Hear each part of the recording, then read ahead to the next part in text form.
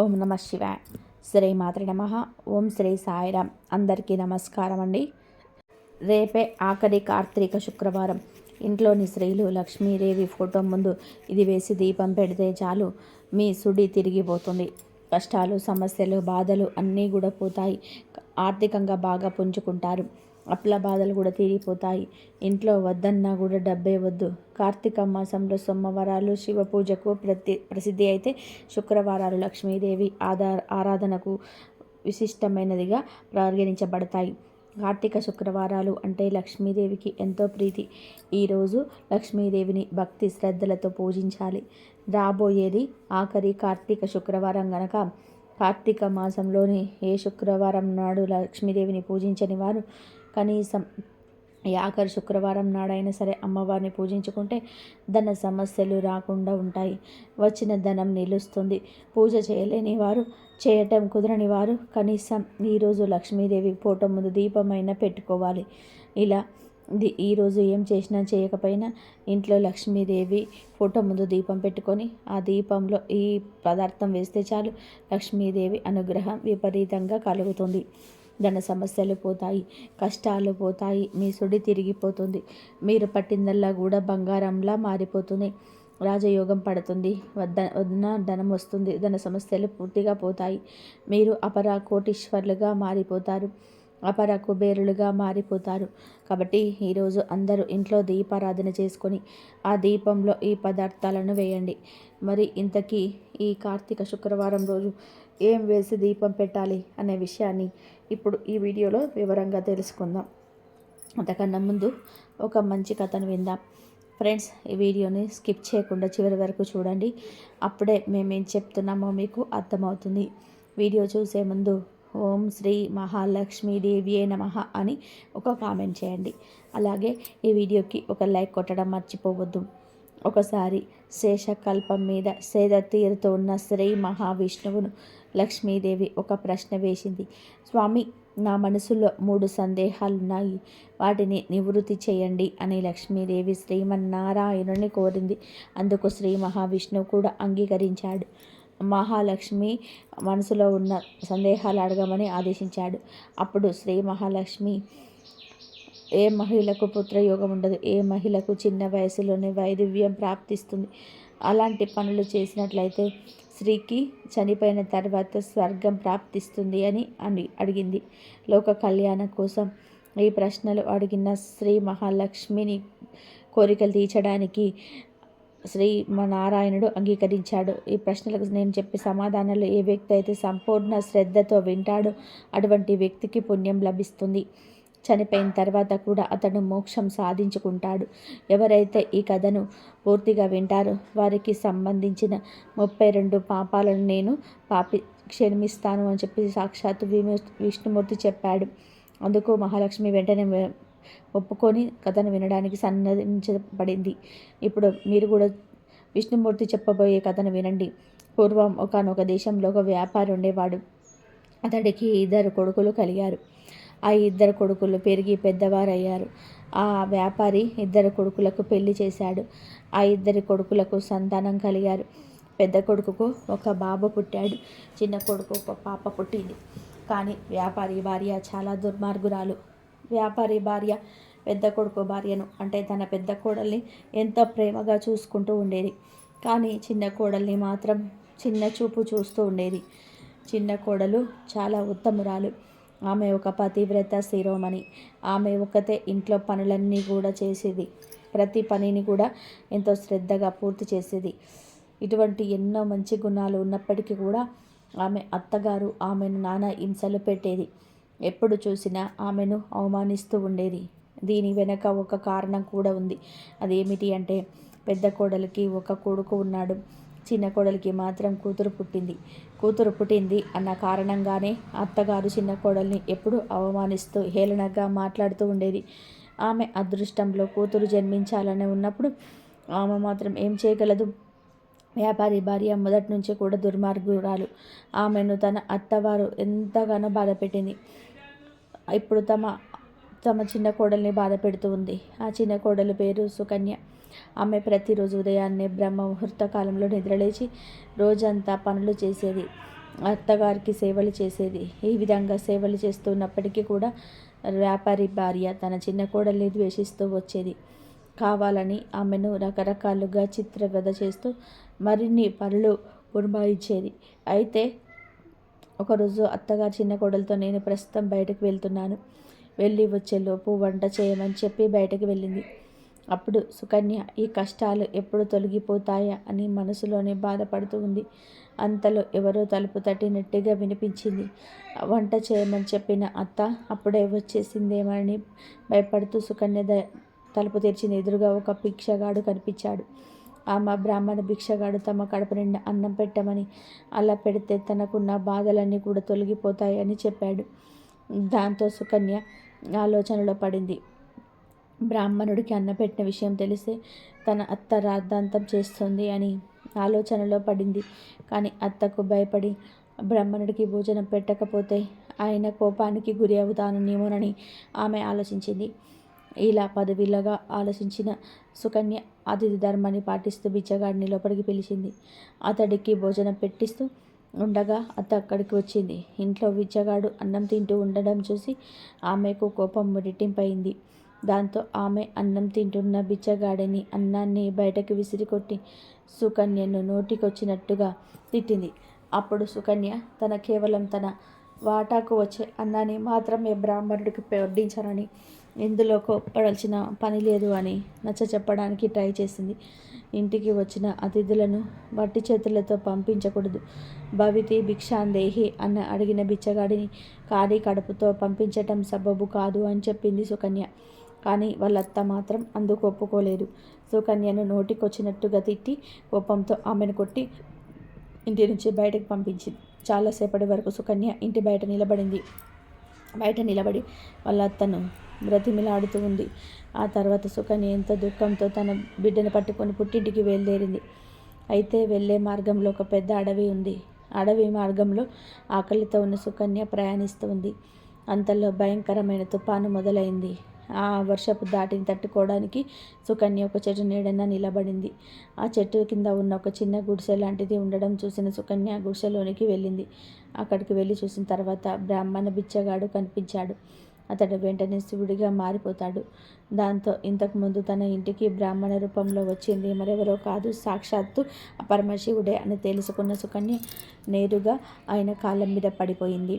అప్పుడు పరమేశ్వరుడు సుకన్యను చూసి, నీ గురించి నాకు పూర్తిగా తెలుసు. నీవు కేవలం ఆడబిడ్డకి జన్మనిచ్చావు అన్న నెపంతో మీ అత్త నిన్ను రాచి రంపాన పెడుతుంది. కానీ నువ్వేం ఆందోళన పడకు. నేను నీకు ఒక తాళపత్రాన్ని ఇస్తాను.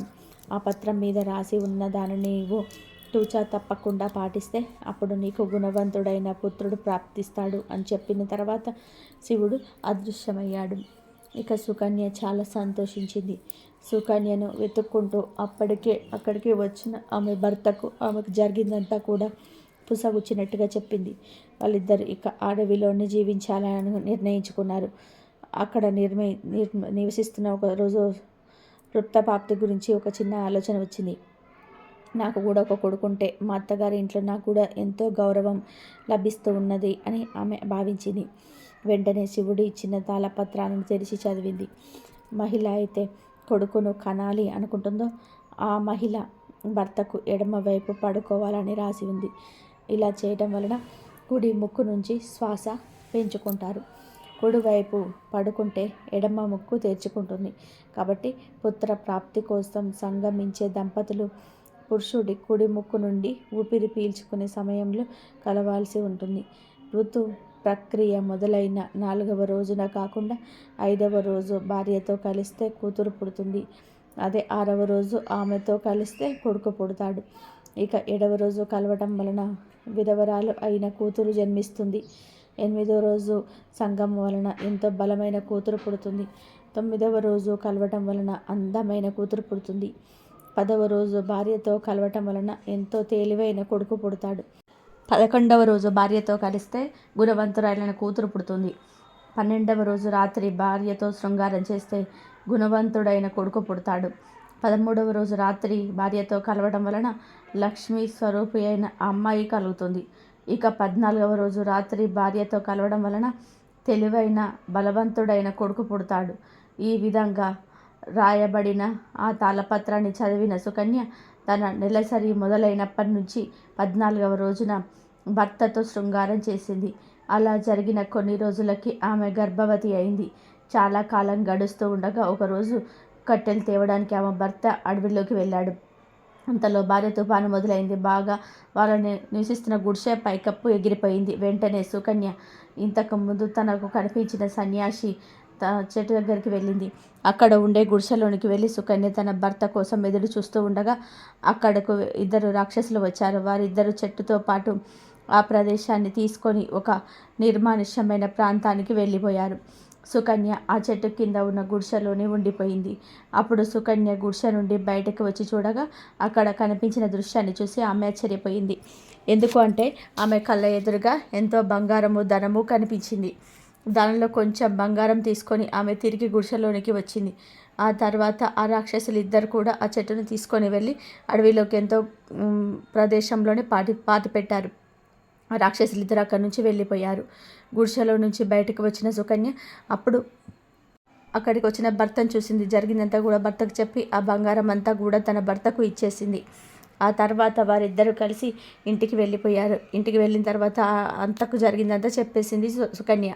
అయితే ఆమె చేసిన దానికి తన అత్తకు కోపం వచ్చింది.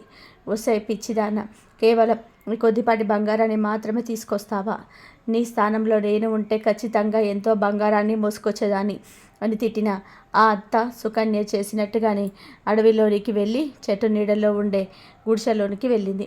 రాక్షసులు వచ్చే క్షణం కోసం ఎదురు చూస్తూ ఉంది. ఆమె ఎదురు చూపులు ఫలించి రాక్షసులు అక్కడికి వచ్చారు.